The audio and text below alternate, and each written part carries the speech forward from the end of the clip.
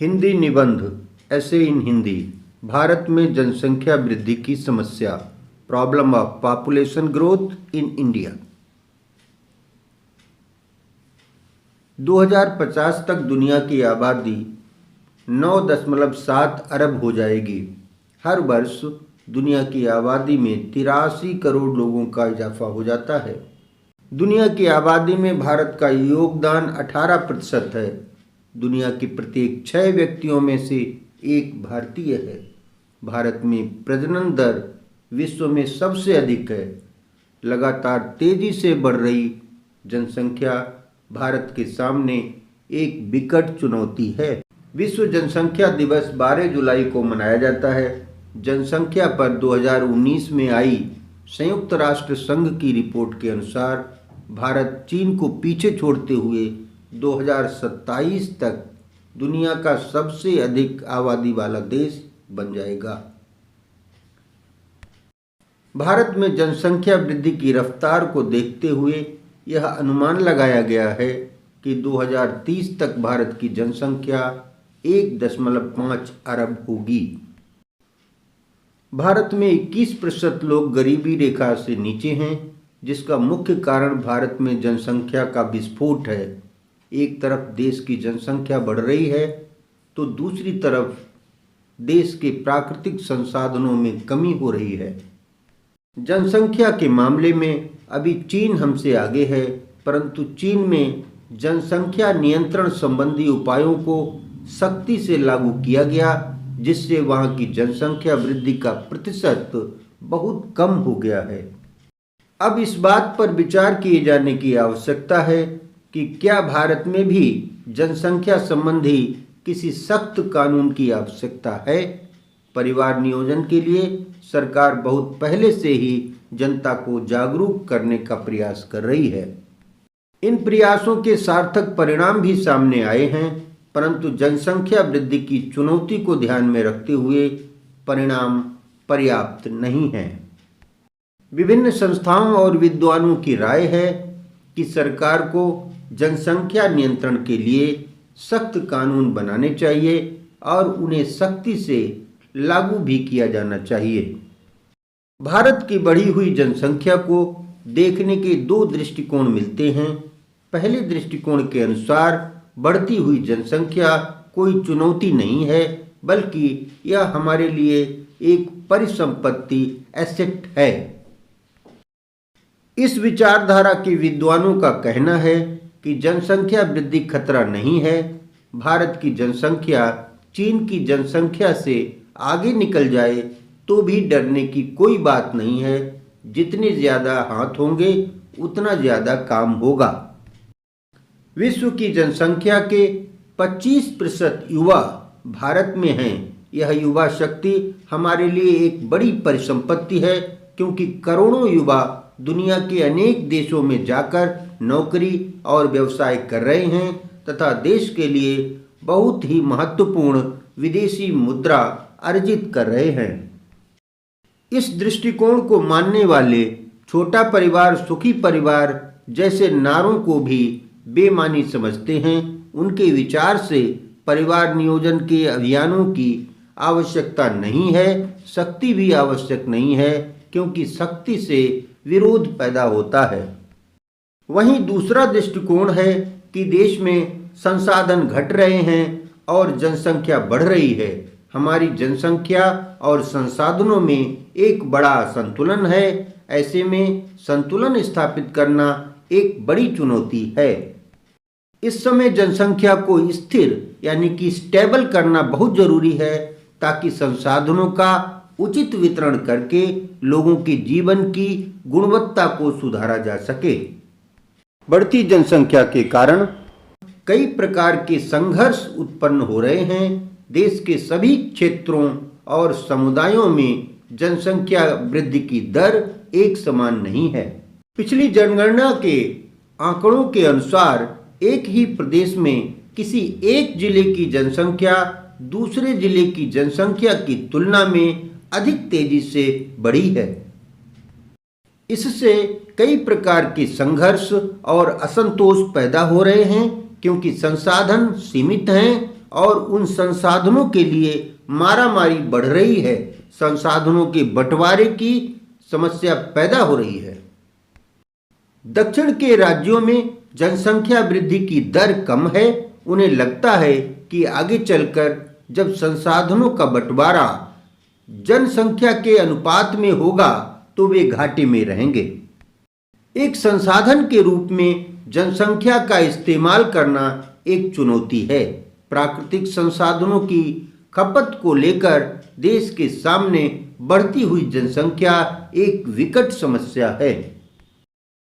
प्रसन्नता की बात यह है कि हमारे देश में जनसंख्या की वृद्धि दर कम हो रही है। एक सकारात्मक संकेत यह भी है कि भारत के 24 राज्यों में जनसंख्या वृद्धि की दर स्थायित्व की ओर है। देश में शिशु मृत्यु दर में काफी सुधार हुआ है।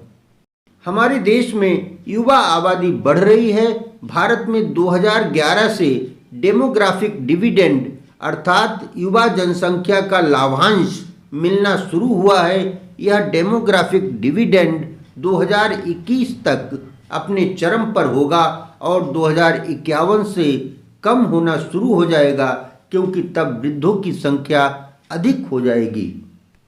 अगले 30 साल में युवा आबादी की देखभाल करना एक बड़ी चुनौती है। बढ़ती हुई जनसंख्या के लिए शिक्षा, स्वास्थ्य और रोजगार का प्रबंध करना होगा।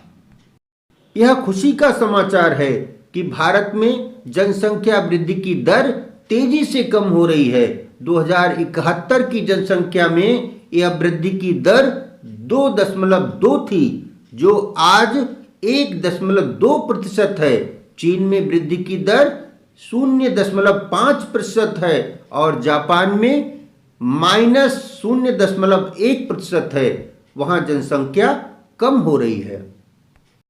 एक अनुमान के अनुसार भारत की जनसंख्या की वृद्धि 2027 के करीब स्थिर हो जाएगी और 2030 तक यह कम होने लगेगी। चीन में जनसंख्या वृद्धि की दर कम होने से वहां आर्थिक वृद्धि दर बढ़ी है। भारत में जनसंख्या वृद्धि की दर सभी जगह समान नहीं है। सिक्किम, केरल और पंजाब में जनसंख्या वृद्धि की दर सबसे कम है। देश के कुछ जिले ऐसे हैं जहां आज भी जनसंख्या वृद्धि दर 3 और 4% है। बढ़ी हुई आबादी के लिए बिजली, पानी, भोजन और आवास की व्यवस्था करना चुनौतीपूर्ण है। जिस अनुपात में जनसंख्या बढ़ रही है, उस अनुपात में संसाधन नहीं बढ़ रहे हैं। यदि जनसंख्या बढ़ने की रफ्तार नहीं रुकेगी तो हम संसाधन कहां से जुटाएंगे? स्त्री शिक्षा, स्त्री स्वावलंबन और सशक्तिकरण आबादी की वृद्धि की रफ्तार को कम करने में बहुत सहायक हैं। प्रसन्नता की बात है कि सभी वर्गों की लड़कियां बड़ी संख्या में शिक्षा प्राप्त कर रही हैं। इसी प्रकार विवाह की आयु में भी वृद्धि हुई है। इससे जनसंख्या वृद्धि की दर कम करने में बहुत अधिक मदद मिल रही है। महिलाएं आशा की किरण हैं। यदि उनको शिक्षित कर लिया जाए और उनमें जागरूकता आ जाए तो जनसंख्या नियंत्रण में बहुत अच्छे परिणाम सामने आएंगे। 70 के दशक में सरकार द्वारा कई परिवार नियोजन जागरूकता कार्यक्रम चलाए गए और हम दो हमारे दो जैसे नारे भी लगाए गए, परंतु जनसंख्या वृद्धि पर पूरी तरह नियंत्रण नहीं हो सका। ऐसे में प्रश्न उठता है कि क्या देश को एक सख्त जनसंख्या नियंत्रण कानून की आवश्यकता है? कुछ लोगों का मानना है कि सख्त जनसंख्या नियंत्रण कानून बनाने से विपरीत प्रभाव पड़ेगा। इसकी अपेक्षा परिवार नियोजन की सस्ती और बेहतर सुविधाएं उपलब्ध कराना ज्यादा असरकारक है। जनता को फैसला लेने देना चाहिए। सरकार को परिवार नियोजन की बेहतर सुविधाएं, बेहतर सेवाएं उपलब्ध कराने पर ध्यान केंद्रित करना चाहिए। जनसंख्या पर नियंत्रण के लिए लोगों में जागरूकता और शिक्षा का प्रचार जरूरी है। सरकार को शिक्षा और स्वास्थ्य की गुणवत्ता पर ज्यादा ध्यान देना होगा। प्राथमिक स्वास्थ्य केंद्रों में एक काउंसलिंग सेंटर और मैटरनिटी वार्ड होना चाहिए, जहां चिकित्सा के लिए आने वाली महिलाओं की काउंसलिंग की जाए और उन्हें परिवार नियोजन के लाभों के विषय में जानकारी दी जाए। गर्भधारण रोकने के लिए नवीनतम तकनीकों का प्रयोग बढ़ाया जाए। परिवार नियोजन के उपाय अपनाने वालों और 2 बच्चों तक परिवार सीमित रखने वालों को विशेष लाभ दिए जाएं। साथ ही बड़े परिवारों को हतोत्साहित किया जाए। कई समाजों में अभी भी लड़के को वंश चलाने वाला माना जाता है, इसलिए लड़के की चाह में परिवार बढ़ता है। इस बात की आवश्यकता है कि लड़का लड़की की बराबरी के विचार को बढ़ावा दिया जाए। जनसंख्या नियंत्रण में राजनीति भी आड़े आने लगी है। कई क्षेत्रों के राजनीतिज्ञों का मानना है कि अगर उनके क्षेत्र की जनसंख्या कम हो जाएगी तो राज्यसभा की सीटें भी कम हो जाएंगी। ऐसी राजनीति देश के हित में नहीं है। राष्ट्रीय जनसंख्या नीति का होना बहुत आवश्यक है। लोगों को बेहतर सेवा की जरूरत होती है जो उपलब्ध होनी चाहिए। लोगों को यह समझना चाहिए कि कम बच्चे परिवार के लिए होते हैं अच्छे। मित्रों, यह था भारत में बढ़ती हुई जनसंख्या की समस्या पर निबंध। हम इस चैनल पर ऐसे ही और भी निबंध लेकर हाजिर होंगे। मेरा अनुरोध है कि इस वीडियो को लाइक कीजिए, शेयर कीजिए, कमेंट कीजिए और बताइए कि किस विषय पर आपको निबंध चाहिए।